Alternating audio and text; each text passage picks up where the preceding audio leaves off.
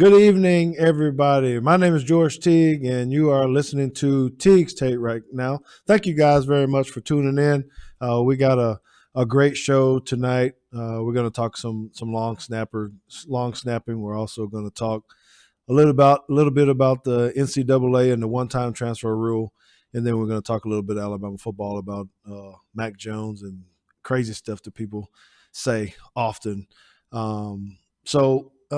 We won't have all the hosts tonight. Consuela and Jada are taking a sabbatical or whatever they are. I guess I'm not paying them enough that they need to take a Tuesday off. So it's going to be me, and it's also going to be JT, James Teague. You guys know him, right? He's the smart one of the show. He'll be on, and then we're also going to have Carson Tinker on, who I will introduce here shortly. But first, we need to go to my run out. So, when you look at the NFL and you're thinking about who doesn't make enough money, who is the most valuable, one of the positions that came to mind for me were long snappers. So I've been tweeting about and putting things out on social media about how this is kind of a contradiction for them, or oxymoron about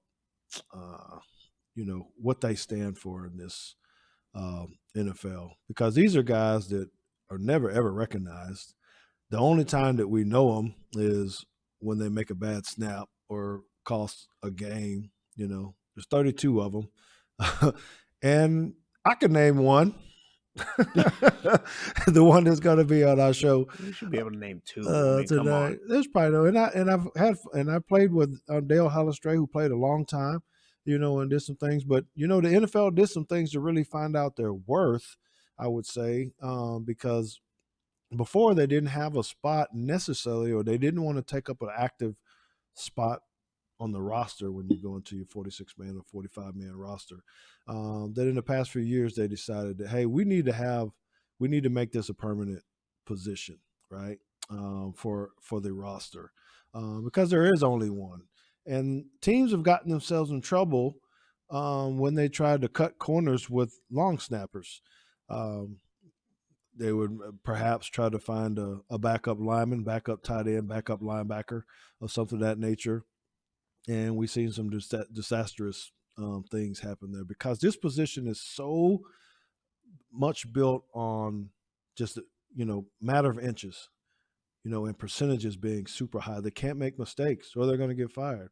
You got to think about quarterbacks when we talk about percentages. If you can be a C, 70% completion, sure, it depends on other people and things of that nature. I get it. But these guys have to be like within inches of the target to stay on the team. Now, their average salary that I looked up recently, and maybe Carson will tell us something different, is about $930K. That's still the lowest at any position in the league. And so with the minimum salary coming in with no experience at $610,000, there's not a whole lot of room there for this. And so when it gets into the contradiction, this is where I think you can be the best snapper, right? You can maybe play 4 or 5 years, but the way the league is always trying to penny pinch, they can go find a younger guy who may be just as good and save themselves a couple $100,000. And that's where I don't know how this goes. These guys have to snap the ball really fast, really accurate. And there are some differences, and maybe he'll talk about this in a minute, about guys that can block and those that can't block, and the difference between college and NFL football. So what do I say? Pay these guys, man. They're very valuable, because if they snap it over someone's head, they're probably going to get cut, and they should be paid more. So I want to go ahead and bring in Carson Tinker right now. Carson Tinker was a 3-time national champion at the University of Alabama. Won it in 09, 11, and 12. Has played 6 seasons with the Jags. He's currently with the New York Giants, and as they're working through what they're trying to work through with OTAs again, it's very exciting to be able to have him on. So can we welcome him in Carson, man, where did I go wrong with these snappers, man? Am I off base? Am I giving you guys too much credit, or what do you think, bro? No, George, I appreciate all the praise, especially coming from a DB. You know, I've never had so much praise coming out of the secondary. So that's really good to hear, man. I didn't know you guys knew what a long snapper was. Well, we do because we want you to be able to. And I don't know if there's any difference in the day now, but I know back in the day, they didn't ask you guys to tackle. It was really try to make guys change direction, prolong it so they just couldn't run right up the middle of the field. So has that changed much? What are they telling you to do after you snap the ball, brother? So kind of going back to your previous point, everybody, there's snappers in the snapper world. Everybody kind of has, their skill set. So there's more, straight, accurate snappers that can, kind of get in the way blocking and maybe aren't very good downfield. And then there's, big athletic tight end, linebacker, body type guys that, aren't as great as snapping, but they can block really well and then cover really well and, get in on a play. So everybody kind of has to, in the snapper world, figure out, what they're the best at and how to kind of perfect their skill set. I pride myself and I have very accurate snaps. I can block. I'm not the most athletic guy in the world. I know that, but I can go down there and get in the way at least. So, but just how you were saying, everybody kind of has to, do whatever they can to make themselves valuable because it is a penny pinching league. Yes, sir. It's a So business. how did you decide, or when did you start practicing this old snapper stuff? What drove you to that? Because a lot of times we just wonder what even made you start throwing the ball between your legs and backwards. When did it start for you? My middle school coach, he's the one that got me into it. I guess he thought that I'd be pretty good at it, and I was terrible all middle school. I was good for snapping it over the punter's head, the first punt every game. So I stuck with it, and then my sophomore year of high school, I went to a pretty good high school team. We had a pretty good high school, and all I did, I wanted to contribute. I wanted to play, so I just really focused on my long snapping skills and started going to camps and doing everything I could do to be a part of the team. And I found out that I was pretty good at it. I went to some of these camps and started getting ranked. So my junior and senior year, I started playing offensive line. We were in the wing T, so I didn't have to be very big. Played offensive tackle. And I knew I wasn't going to play offensive tackle in college, but I love football. I love being a part of the team, and wanted to play. So I kept focusing on snapping because I was watching, and I would keep a stopwatch on the coffee table. So every time we're watching, games on Saturday and Sunday when I was in high school, I'm timing those guys, snaps. Uh, and I could snap just as hard as them, and I thought that was all there was to it. And I really focused on that and had a couple kind of small offers, a couple of schools that were interested, smaller schools. But I really wanted to go to big school. I really wanted to go to Alabama. I grew up in Alabama. We had the Daniel Moore painting hanging in our living room of you, George. I thought that was crazy. I was telling my wife about that, and I showed her the video of you, you hitting Terrell Owens and all that. So it's really cool how things have come full circle. But yeah, so I walked on to Alabama. They offered me a spot to walk on, and sat out for a couple of years, learned everything I could. And when it was my turn, I was fully invested, and here I am now. So it's been a huge blessing, but I took some risk, and I mean, yeah, I'm so thankful for long snappers. A lot of people haven't admitted to it. Mm-hmm. Well, what I want to say, thank you for all of that too, and you make me feel old again, I guess, when you start talking about the youth and all that kind of stuff. But the accuracy stuff. Can you talk to us about this? How they actually evaluate you? It's easy for us to look and say, man, he might have ran the wrong routes. They might have, you know, turned too late as a defensive back, missed a tackle or whatever.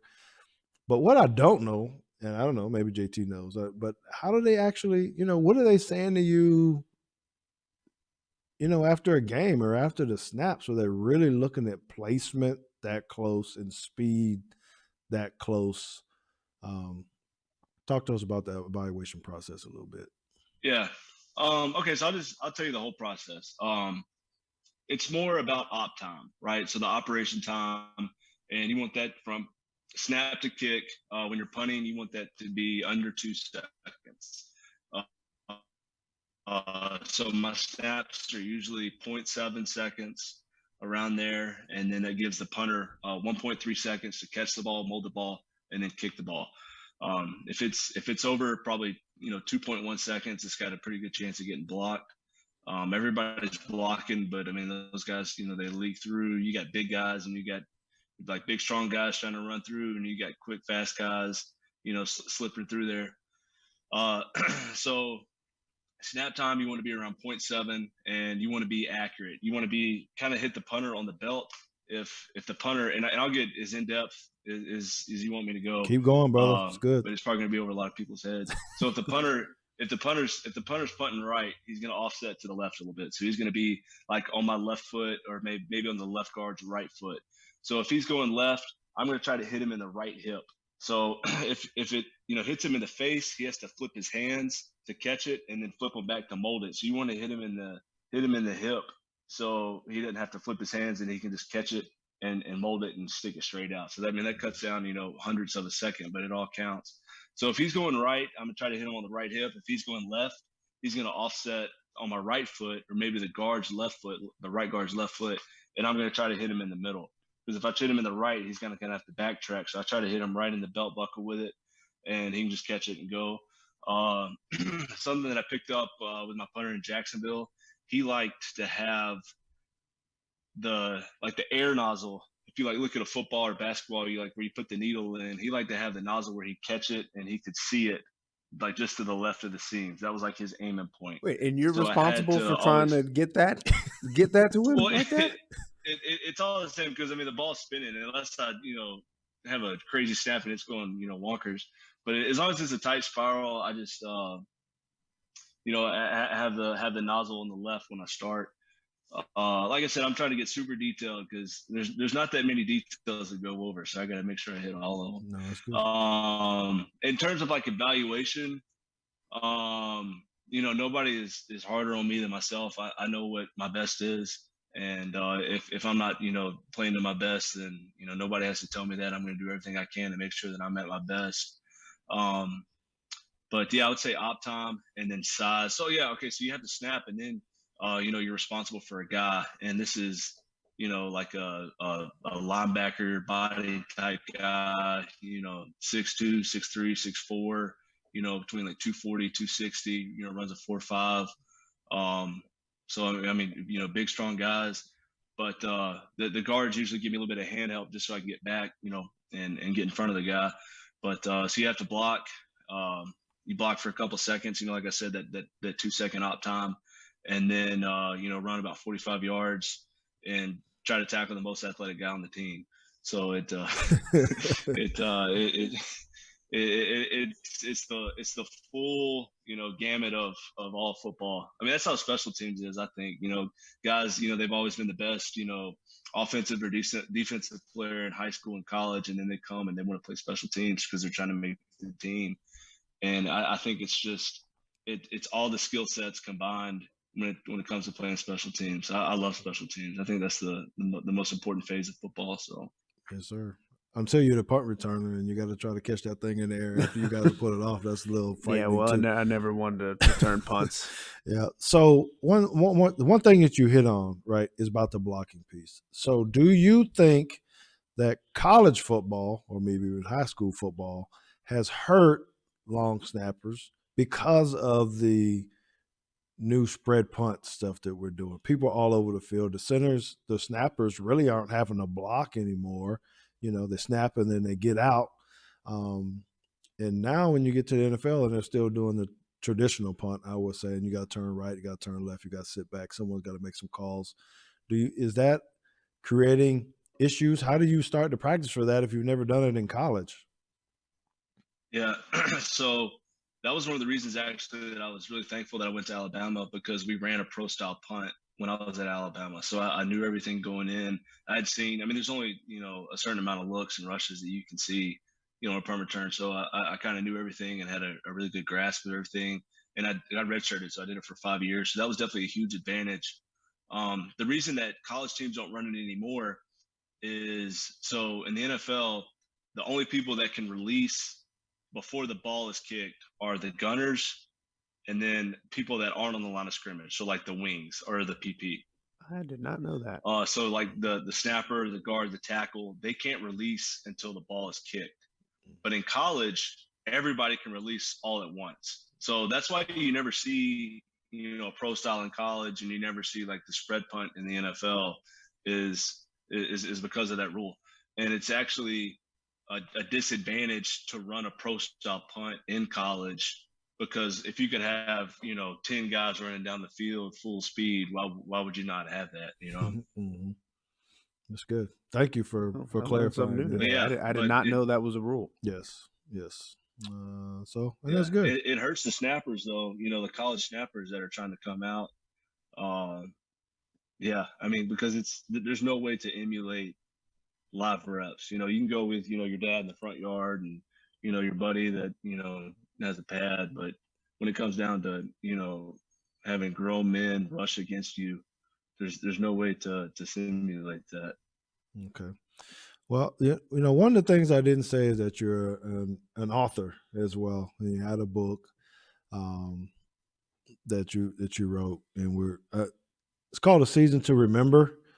And you've done tremendous work with helping the community there, and this is a very touching story, and fighting through all of that adversity that the university had to fight through and that team had to fight through in 2011 to go win the national championship as well. First of all, why don't you tell us, about that season a little bit, what that meant to the team or to you personally? I mean, it meant everything to me, we all suffered loss, myself, the city, the whole state really.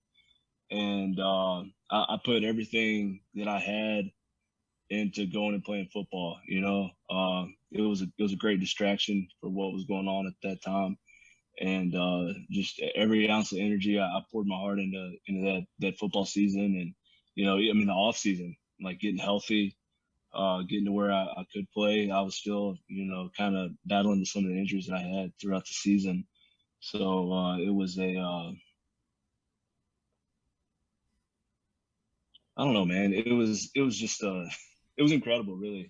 Just how everything played out, and I mean, it was something that only God could do, really. Just how everything came together, and we, were able to.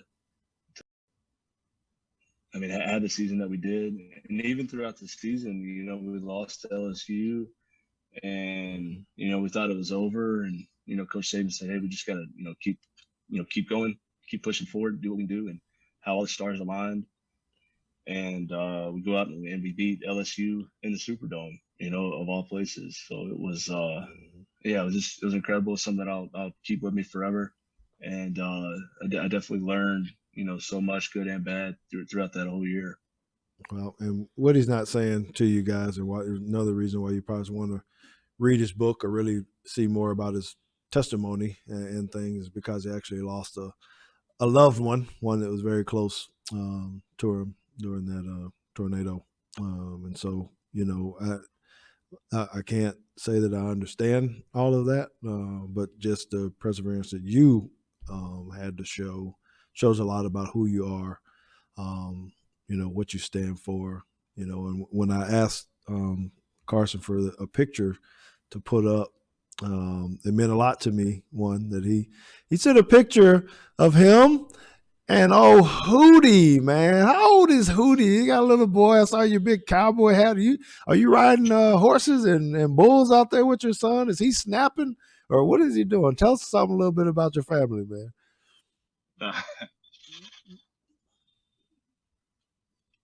Did we lose him? Yeah. So I got married. Let's see, 2014. My wife and I got married, and then we have a son, 3-year-old. He turned 3 in December, and he had a tantrum today, man. He's we call him a three-nature because the highs are super high and the lows are super low. So, but it's the coolest thing in the world being a dad.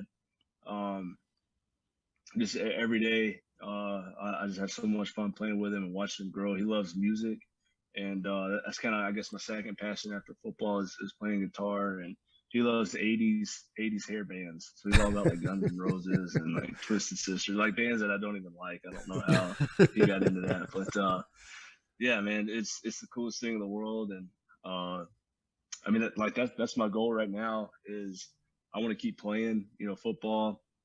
Just I want him to remember this,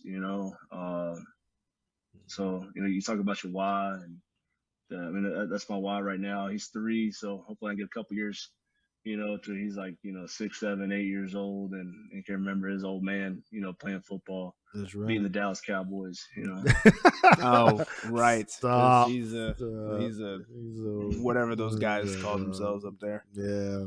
Anyway, the Giants, they come to. I got to look to see when you're going to be here. And what week that is. It's probably early, I would imagine. And I'll make sure I get down on the sideline and come find you and slap you on the head. All I know is y'all better leave Dak alone when next time y'all see him. Mm-hmm. That's a story right there. That was incredible that he's able to bounce back, and I hope he's healthy, man. He's good for football.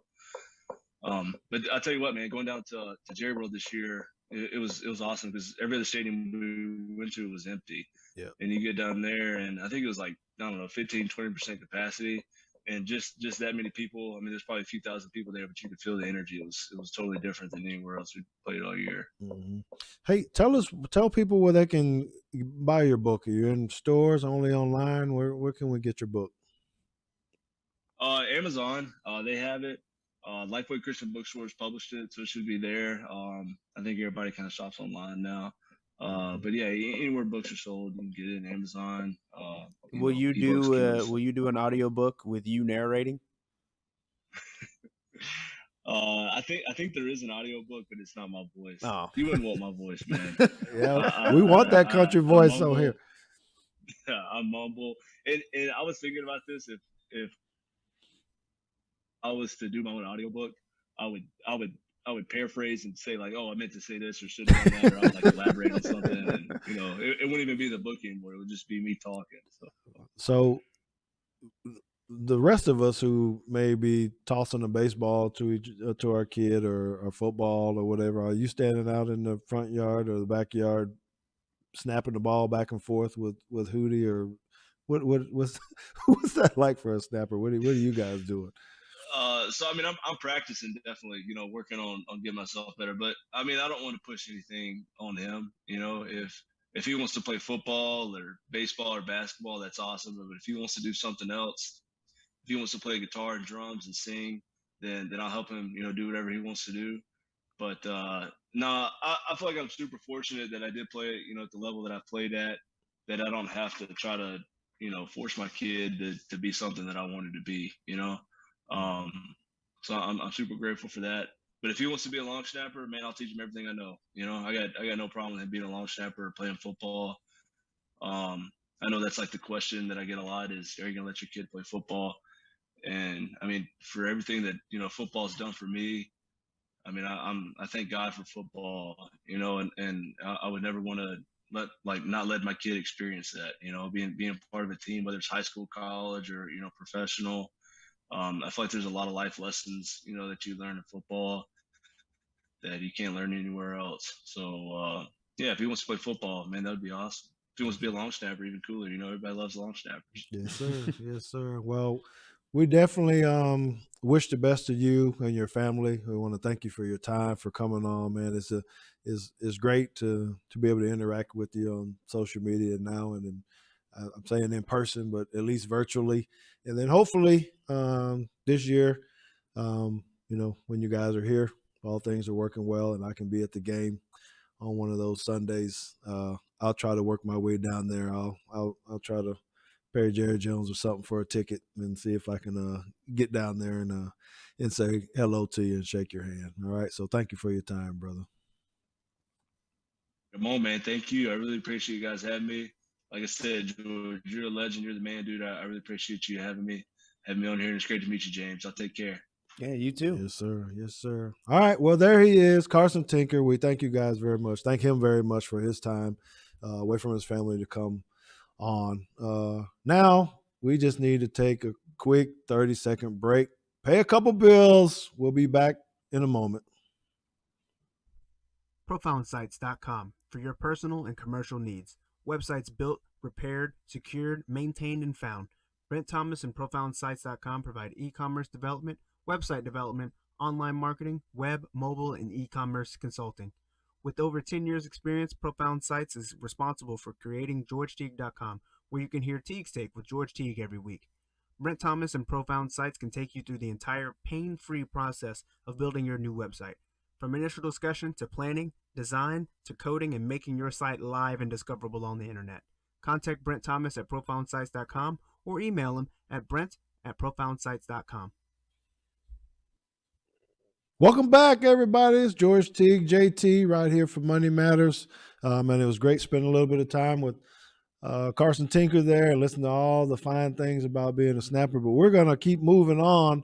And although we won't have the inputs from Jada and Consuela tonight, this is still one of the great pieces, right? Money Matters time. JT got something for you. What's up, brother? Yeah, so the NCAA has unanimously voted to allow what is a one-time transfer rule. So all college athletes will be able to transfer without penalty to any school one time. I don't think it actually matters what year you are, which is very different than how it used to be. You used to have to apply for a waiver, and in some cases, the NCAA would deem you eligible to play. Sometimes they would not. And I'm still trying to figure out the ins and outs because I know that when you transferred, the coach could kind of limit where you could go. The conference could also limit where you could go. But, I really wanted to state that news and then get just some feedback on that because when I first saw it, I was like, oh, this is great. Why not? And then Coach Nick Saban, in his infinite wisdom, gave a counterpoint to it. And, at first I'm still kind of like, oh yeah, of course the big guys don't like it. But his take was interesting. He was not worried about people leaving Alabama per se, to go on and everybody wants to say running away from competition and things like that. He was actually saying, what about schools like Southern Miss that have the stud that showed up and all of a sudden he has a breakout season and he's like, yeah, I'm going to name a big school now. And he was like, it's kind of open season. He said the rich get richer. And he was talking about the bigger schools now being able to kind of push smaller school athletes into the transfer portal and get them to leave. So I wanted to get some thoughts on that because I guess I have probably another hot take there at the end of this. So okay. I think it does sound like free agency to me, possible. Just because if guys are free to go without any penalty or no waiting period, you're right. I think JT hit it right on the head as far as it's going to cause some problems for smaller schools. And then if you start to compact this with perhaps image and naming rights and all this kind of stuff, and then, man, why wouldn't you go to another place where you can market yourself a little bit better? So I'm not really happy for it. And even as a high school coach, I think it is going to lead into more kids transferring and trying to leave their schools, and it's going to just trickle down even more with people moving, trying to search. And yeah, it might not be for reasons that, like they're trying to avoid competition. I just think that it's a bad precedence about not playing for the logo, not playing for the fans, not playing for the there's no pride because you don't know when people are gonna leave. So I don't necessarily like it. I'm worried about it. I know colleges are worried about it as well. People think it's the best interest of the kids, but I don't think it is. Well, I think that the rules should be the same for all students and all coaches. So if a student can leave and go to whatever school they want to go to, I don't care whether they're an athlete or not, they should be able to leave and go to whatever school they want to, just like a coach can decide that he wants to leave and go. They don't have any, we want to talk about being, a guy leaves and goes to a rival school and they're like, hey, now he's trading secrets. Like, well, coaches can do that all the time. And, and you say, well, coaches have buyouts and contracts. And now if you're saying that, now you're getting the point. Mm-hmm. Maybe the players should be, I don't know, compensated a little bit and maybe have a contract. And if they want to leave and transfer, then there should be mechanisms in which they need to break, void, buy out, whatever their contract is, in order to be able to leave. But I think if you're going to take a student athlete and treat them like an employee and tell them, basically have them sign a non-compete clause with no kind of compensation, I don't think that you should be able to then restrict where that person can play. Well, and that's a very good point too, and that's a good take on it, and I could see that. Just what do you think it should have been streamlined a little bit more? It seems like you're up on the side of, hey, just do what the coaches do. So there's really no more penalty for follow the coach. I don't know if there was before either, meaning if the coach left, could any of those kids go with the coach without penalty? There was when I was in college. So when Coach Creighton left and went to Eastern Michigan from Drake, even if anybody wanted to go with him, they couldn't. But I've seen recently that teams have done this. Now I wonder if it's restricted to the head coach, because I know that there have been assistant coaches or coordinators that have left and players have followed them to their new schools. I don't always know how this happens because, again, the NCAA can tell you no at any juncture, which they have been very Goodell-like when it comes to who gets to go where and when and how long they have to sit. But I'm not sure. I don't know what the rule is on that. And I know there's a lot of nuance to this. So I'm not saying like just open the floodgates today. Yeah. But, there's more. I think there's a larger conversation to be had on like why was the transfer rule the way it is, the way it was, and what are we actually solving? So what is this? Dive into this one-time piece transfer rule. Are you saying that, hey, are they saying that, hey, you only get a transfer one time, you can't transfer multiple times? What is this one time? My understanding is that you can still transfer as many times as you want to, but you get basically one get out of jail free card, no questions asked. If I want to transfer from school A to school B, I do not have to get a waiver from the NCAA saying that I'm eligible to play. I could just go and show up and I'm good to go. And if I want to do it a second time, then that's when you have to have the extenuating circumstances on, well, I'm transferring now because whatever. And the NCAA might say, yeah, that's fine, or no, it's not fine, because they do the things where people transfer because they have a family member that's sick or something and they want to be closer to home, so they let them transfer. Or they don't because I don't know why. And then Justin Fields can say, well, I feared for my life at Georgia. Sure. And get to immediately play at Ohio State. But the kid whose grandmother's dying that lives on the other side of the country, he can't play because, I don't know.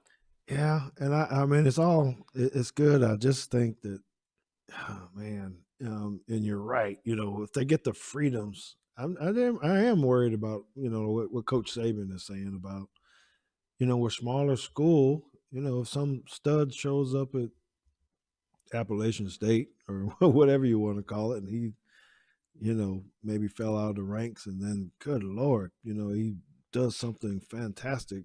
Why wouldn't he leave and try, himself somewhere else, Alabama or Clemson or whatever it is? I feel like this happens anyway, though. Mm. I don't. When I look at the transfer rule, I don't see. I see what Coach Saban is talking about, but I think that this happens all the time. So nothing new. Yeah, we just don't necessarily hear about it because you hear there's not a lot of guys that transfer into Alabama and become studs. There's a lot of people who transfer out and do better. Well, here's my last question, because you're a high school coach as well. Does this hurt high school players? There's already 1,800 players or whatever in the transfer portal. Now, are colleges going to be looking more for the transfer portal to try to scholarship somebody, and will that have a trickle-down effect on how they recruit high school players, because they may have to offer other, or is there still a rule on how many transfers you can get out of the portal? I don't know.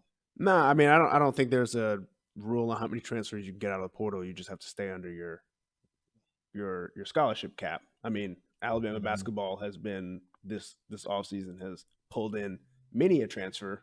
I think they've basically filled their entire roster with transfers this offseason. And I mean, grad transfers are a thing too, right?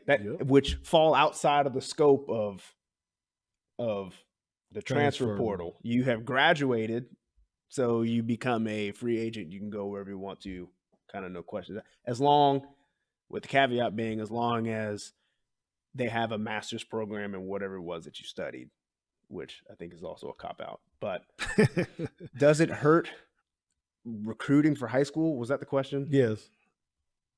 I don't think it hurts. No, not in any. I don't think it changes too much. I mean, whether or not you can pull in a whole bunch of transfers or not, because one, I think if a school is doing what they're supposed to be doing, they should be looking for fit, not just talent. The school's supposed to be doing what they're supposed to be doing. Keyword there. Well, I mean, the good ones go for fit, and the ones that are not good, that just have a whole bunch of talent, Miami, they don't do very well. Oh gosh. So Oh gosh. Yeah. There's that aspect of it, and it's like, yeah, I mean, if you want to pull in, now basketball is a little bit different, but if we're talking about football, it's like, yeah, if you want to pull in a whole bunch of seniors and then lose your entire squad the next year, by all means, like, do that. But all right, well, listen, man, that is very good, and that's very interesting. I hope you guys have taken something for that, and we'd love to hear your comments about those as well. But I want to add a different segment this week, right? And I'm calling this segment the Blitz. So no one really knows what this is, including the family. And I was going to do a Blitz with all the family members. So before I start, JT, how would you define Blitz? What do you say that is? What is a Blitz? How do you put this in words? In football terms, that's usually when a defender that is not a lineman is also in the pass rush. Okay. Typically a linebacker, but I guess you could have safeties and corners also blitzing. But if you were a coach, how do you put time limit on when people should try to get to the runner or to the quarterback? How would you push that a little bit forward to say, hey, we got to get to the quarterback? I mean, you got to get there as fast as possible. You can't take your time. You take your time, and is it really a blitz, or you just kind of loafing? Boom. Thank you. He just said that you have to get there as fast as possible. So this Blitz segment is about that. So what I was going to do is I was going to ask Consuela 10 questions, Jada 10 questions, and JT 10 questions. And we had to get to your answer extremely fast. That's why I was trying to pin you down to a time? Is that 1 second or 2 seconds? Yeah, well, So- I'm good at not giving definitive answers. Well, then, so I'm gonna make a statement or ask a question, and you need to give me the answer just as soon as possible. Don't overthink it. This is not a long segment. I just want to try to get people to understand you, know you, and it could be something as simple as, do you like red or green better? And then you gotta tell me the answer. Okay, so I got these. Do I get to explain one of those at the end? Perhaps If one of them is shocking. So you want to be like the kid that doesn't get there on the blitz. Say, Coach, what happened was... Yeah, the ball was thrown. No, I'm going to say, well, you tried to run around the running back. You got to go through them sometimes. So I need you to go through them and just get there. And we'll discuss it later if we need to. But there's nothing really hard in this, okay? So we ready to go? Yeah. Okay, I got 20 of these. All right. Favorite flavor ice cream? Chocolate chip cookie dough. Chocolate chip. Okay. No, steak. not chocolate chip. Chocolate chip cookie dough. Okay. Steak or chicken? Steak. Honda or Kia? That's not fair. Kia. It's not fair. MMA or boxing? Ooh. Boxing. Soccer or American football? American football. Okay. Are you more likely to watch college or pro football? College. Okay. What's your favorite color? Blue. Favorite holiday?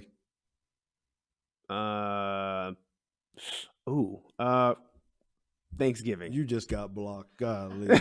I wasn't ready need for a that one. buzzer. I'm Some about to of get a them were buzzer. easy. Okay. Benz or Beamer? Are they not the same? BMW. Oh, Benz. Netflix or Hulu? Netflix. If you're going to take a vacation, you going to East Coast or West Coast? When? It matters. See, there you go with this. Just East Coast. you can answer however you want. You just don't know second piece. What was your favorite high school course? Math. Do I need to be more specific than that? No. Who has better football, Big 12 or the ACC? Big 12. Oh, wait. I'm sorry. I thought that was Big 10. Ouch. ACC. You blocked again, man. You stutter on the blitz, man. You're gonna get blocked. You or something. Okay. What is the favorite country that you have visited? France. All right. Better football, Pac-12 or Big 10? Big 10. Okay. The country that you want to visit that you haven't? Italy. All right. Asian food or Mexican food?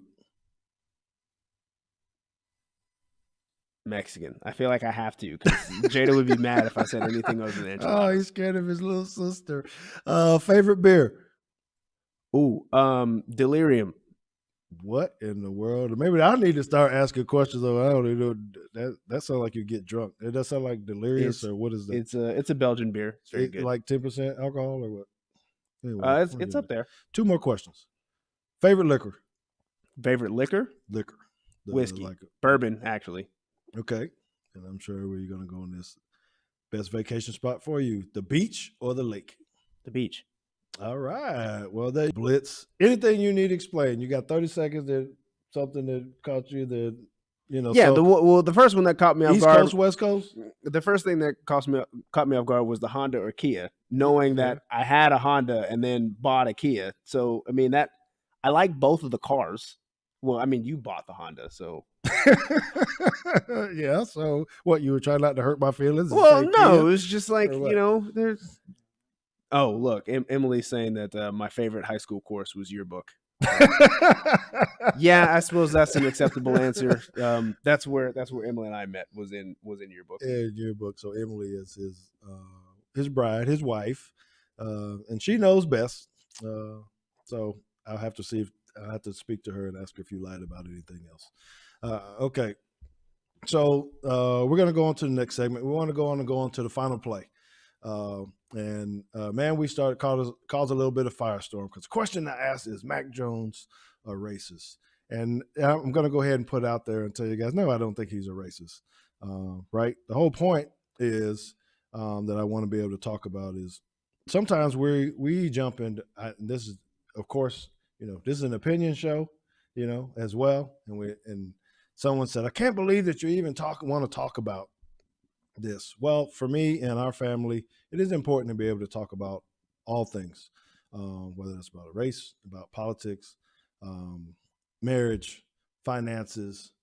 They're all important, and people think differently about them, right? So I'm not coming in this to try to accuse anybody of anything. I just think that sometimes when people are put in positions, especially in notoriety, bad things come out about them that could be true or could not be true. And for me personally, I think that anytime that someone comes up with something when you don't know who they are, what they look like, if there's any truth to it, if it's really old and they were their kids or whatever, man, to me, it's just, you gotta take people for who they are now and what they do and what they've shown, what their character has shown. So for those of you guys that are watching this and not listening to your podcast right now where you can't see it, there's a picture that started circulating in Twitter or on social media, and then of course it's made it through the news feed so you guys can see it. But there's a picture of someone in a outfit that has on a Obama face with braids. It says "No Obama" on it, and he's got this American flag kind of thing on it. So when you look at this, I'm like, man, I don't know who that is. If that's really even Mac Jones. But stuff like this happens. Is this Halloween? What is this kind of stuff? It's kind of insignificant to me personally, right? And so could that be a bad look? Maybe so, but we don't know who it is, right? So, JT, my question really is to you is how much credit, when stuff like this comes out, should people even worry about stuff like this, or we just push it under the bridge and keep on going? For the most part, just push it under the bridge and keep going, right? Because there will be something else for somebody to be mad at tomorrow. Yes. I don't even remember when this came up. This actually did not cross my radar until you had said something about it, and I was 5 days ago. And I was like, oh, I was unaware.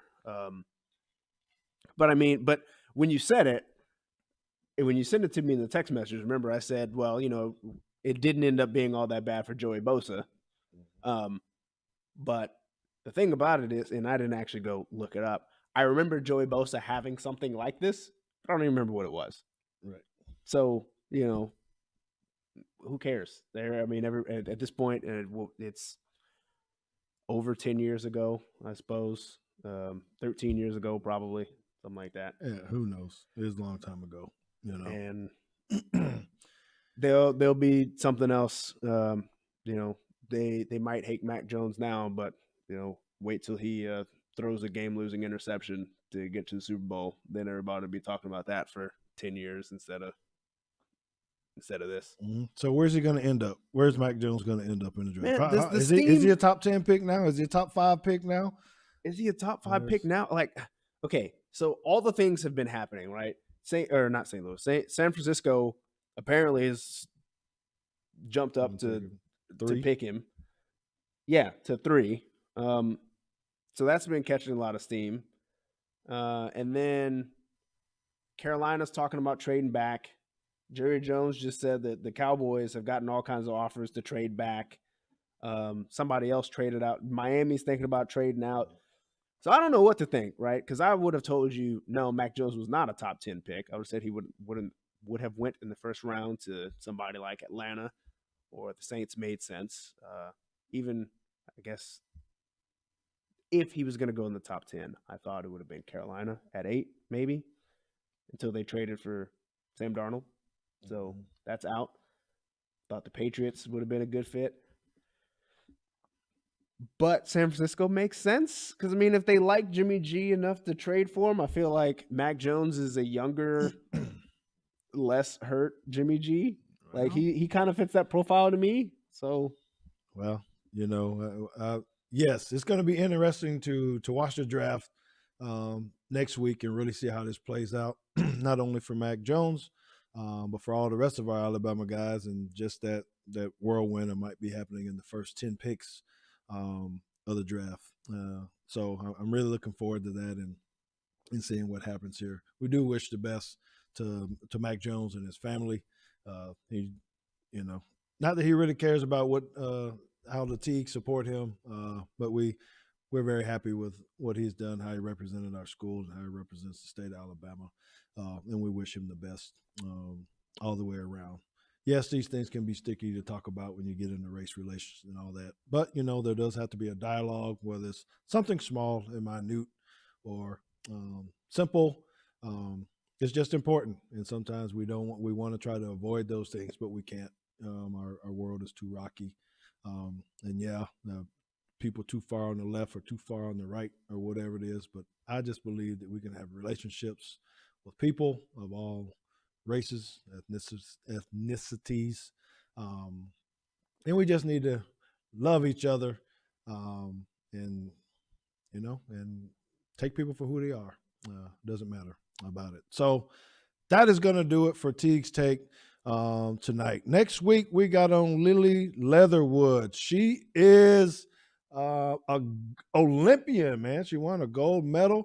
And if you didn't know, she did go to University of Alabama, but she is also going to the Alabama Sports Hall of Fame. We're being inducted in the same class this year, so we're looking forward to her.